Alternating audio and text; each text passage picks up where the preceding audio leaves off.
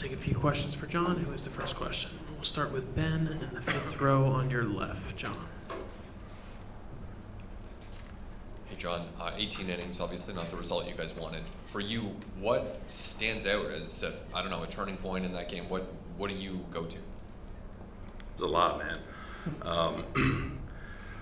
I love the way we played. I love the way we fought. I think every single player had the right intentions on both sides tonight. There's a lot of things you look at. We had chances to score. They had chances to score.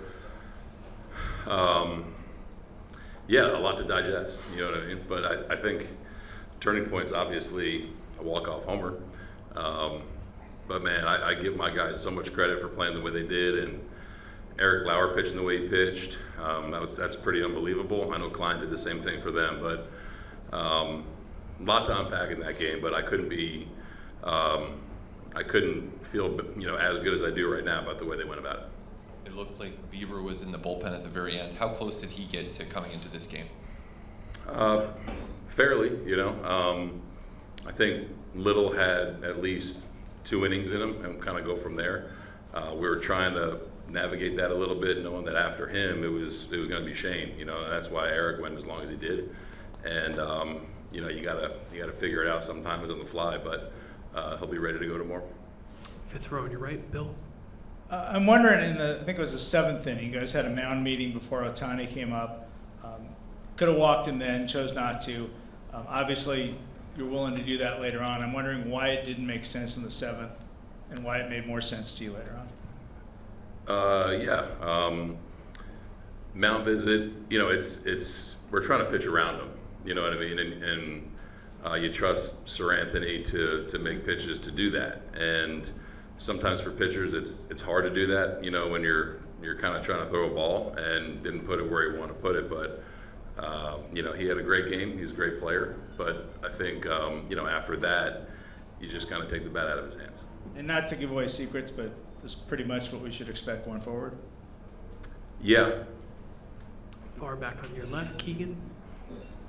John, what do you make of Ohtani's entire performance today, and how did that match up against what you guys were kind of game planning for with him bullpen-wise? His performance was really good. He's arguably the best player on the planet, I think he kind of reacted in real time a little bit. Again, man, they have a really talented lineup. It's not the easiest thing in the world to just walk him and face Mookie and Freddie. You know what I mean? So every situation is different. You gotta really execute at a high level against him. And I think the first couple games we did. I know he hit the homer off Fish in game 1, but I think that we executed pretty well, minus today. And he's a great player and took some really good swings today. Move up a few rows, Shy. John, as you were extending Eric and asking more from Little as well, what are some of the conversations like in terms of assessing how they're feeling and how much more they have?